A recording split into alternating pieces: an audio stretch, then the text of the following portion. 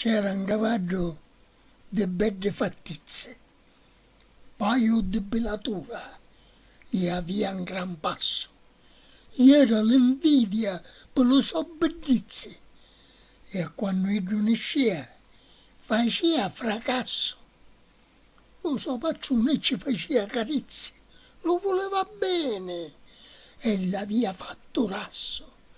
Ma non solo meglio delle valentizze, una coscia si spezzava già lo malo passo. Dietro ogni mosca se si imbussesse allora, ogni scecco che vele lo rimpetta riceve cauce e a mozzocuno ogni ora. Lo stemava, la sua morte aspetta. Oh, quando dopo l'avverbio si innamora, all'arboro caroto, accetta, accetta,